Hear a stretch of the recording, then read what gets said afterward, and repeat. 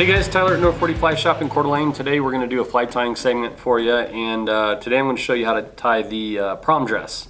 Really cool steelhead fly, pretty simple to tie, big fly. You can tie them smaller, even bigger than what I'm showing here, but this is a wonderful wintertime swinging fly for, you know, whether it be on a spey rod or a single hander, but for the wintertime when the steelhead really kind of get tough, sometimes a big flashy, of course, you guys probably already know the Intruder. This fly is awesome. It's really has a lot of motion to it, has a lot of bling, obviously. Many different ways you guys can tie it as far as color variations. Today we're going to do kind of a copper and black variation. I like a silver and purple, steelhead blue and silver.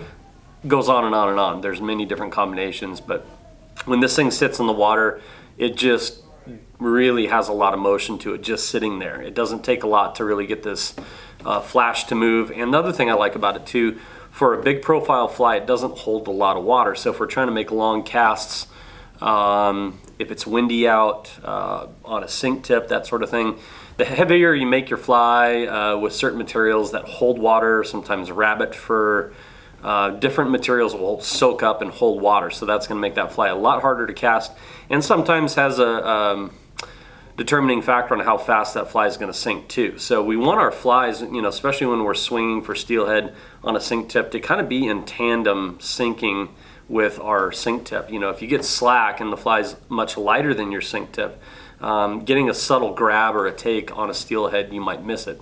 So this fly is pretty cool. It's simple to tie, doesn't hold a lot of water, has a lot of bling to it, holds a big profile, kind of has all the great features in a good winter steelhead pattern. I've fished this for trout in smaller sizes. I've fished it for smallmouth, bass, pike. Pretty versatile fly, great big streamer that, you know, has a lot of attention to it. So anyways, thanks for joining us, and we'll show you how to tie it. All right, guys, so let's dig into it here. We're going to show you how to tie the prom dress. So today we're going to tie this on a pretty good size jig shank, and this is actually a 60-degree bend jig shank. You can do them on a straight eye if you want to. I like these a lot. You know, if you guys are running those sink tips low on the bottom, this is really going to help you kind of hang up less on the bottom. So 60-degree bend shank here, and let's do it. All right, so go ahead and get tied in here. And I'm going to give our shank a nice coat of thread here. Okay. Next, we're going to put our hook in. So I've got our wire already prepped with our hook on it. Upturn eye, you can do a Gamakatsu or a Tiemco bait style hook. These are really sharp, awesome little hooks for steelhead. And 20-pound wire, you can use, there's Sinyo's wire, lots of different options out there. I like the wire versus like a braid. Keeps that hook pretty rigid back there, and probably going to get a better hookup rate. Anyways, here we go. So let's get that guy tied in. And what I like to do on that wire is get it right where I want it. And I'm going to kind of, on each piece of that wire, bisect that back bend back here with the wire. Just helps it kind of sit at the proper angle versus getting off to either side of the shank. And come up. Now, unlike a standard straight eye hook or a fold over steelhead hook, you can't really, on this particular style, fold your wire down and bend it back. So we're going to just do a really generous amount of thread on here. You know, guys will critique that and say, oh, aren't you worried about it coming out? And I tell you, I've tied these for a long time in different styles as far as the stinger style, and I've caught some pretty big fish, steelhead, pike, fish with a lot of power, and I have not had one come out yet. I mean, you can go as far as putting some super glue down here if you want to, but if you really take your time, that thread amazingly binds that connection wire down to the shank good enough where you're going to be fine. So next we're going to put our dumbbell eyes on. And make sure you guys leave a little bit of a gap up front here. We're going to do finish this fly off with a dubbed head here later. So figure 8 your eyes on, nice and tight. Okay, getting there. And now let's come to the back of the fly here. Again, if you guys are new to tying these stinger style hooks here, you guys really watch that hook. You know, I tell everybody to do that. I stick myself all the time with it. It's annoying. So you can put a little protecting guard here, or you can just be lazy and stick yourself with it, which I'm going to do today. So next we're going to create our little dubbing ball back here with a little black ice dub. And pretty generous amount here. And that little ball is going to help our flash give a little better profile. We're going to tie our flash right in front of it. And that's going to give us a little bit of structure or foundation for that flash to kind of create a little bigger profile. So, okay. Alright, so next we're going to do our black Flashabou here, or gunmetal rather, is what this color is. Take a pretty big chunk of this stuff. What I like to do is wet my fingers a little bit, and it really helps tame that material to work with it. And I'm going to tie this right on the side. I just folded that material in half. I'm going to bring this around, tie it off nice and good here, and then you can kind of pull it up to the top and the bottom, and enough of those fibers are going to spread around that dubbing ball. So I think I like that length. Could be a little shorter, but I'm going to keep it there for now. Next we're going to put a little of this Sinyo's Predator wrap on there. This stuff's kind of cool. Comes in a lot of different colors. I'm only going to do a couple wraps of it. Really about a wrap and a half maybe. Just add a little bit of extra flavor there.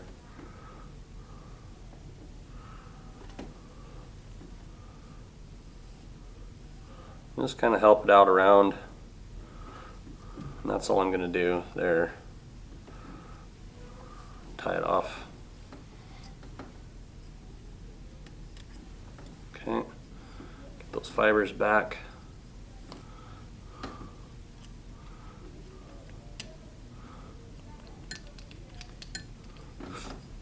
Go.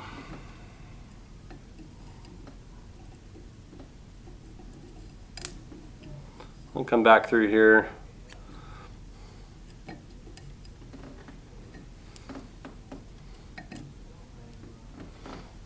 Pick some of that fibers out.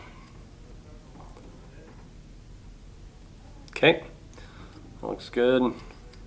Now we're going to put a little bit of copper dubbing on the shank here.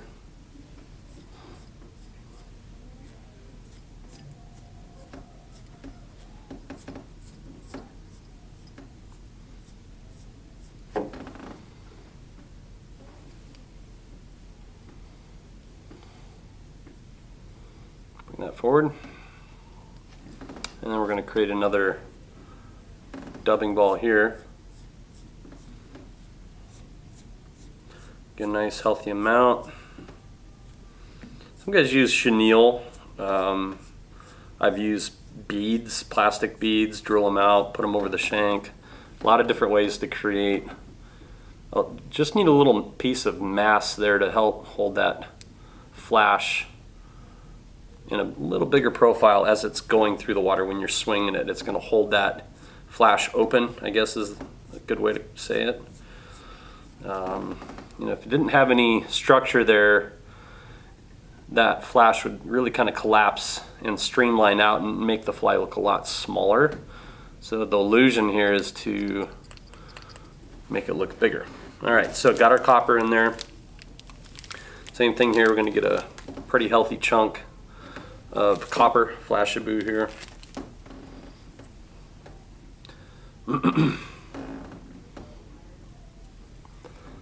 with the fingers, get it tamed out here.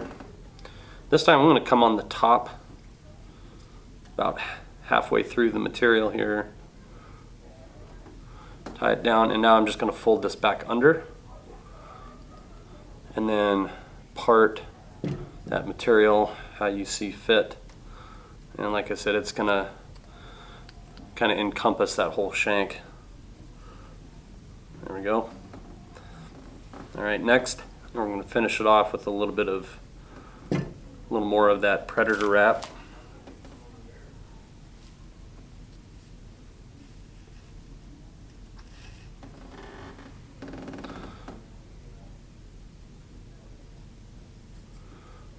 So I've been messing around with doing dubbing. I got a dubbing loop, dubbing brush maker here at the fly shop, and you can take this Flashabou and make some really cool,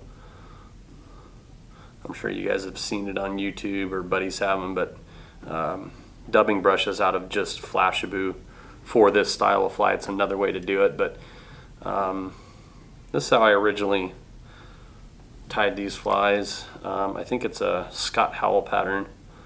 He does the squid roe and pretty famous steelheader, but this is his pattern. I grew up in Alaska, and there was a fly called the flash fly in the it's called Flies of Alaska book, and it's been around a long time. Really similar, but smaller, not as much flash, but kind of proofs in the pudding. I mean, salmon steelhead like a flashy fly, bright colors at times. So I love this fly. This thing's so cool looking in the water. All right, so we got our predator wrap on there. Trim up some of the stragglers here. And now I'm going to just finish off the head with a little dubbing.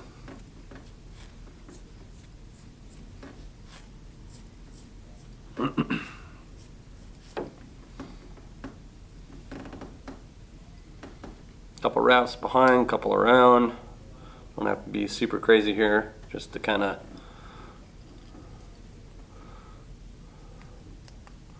finish it off here. Okay. A couple half hitches. I really don't need to whip finish this guy. We're gonna finish him off with a little black UV here. That's all you need. Just a little drop.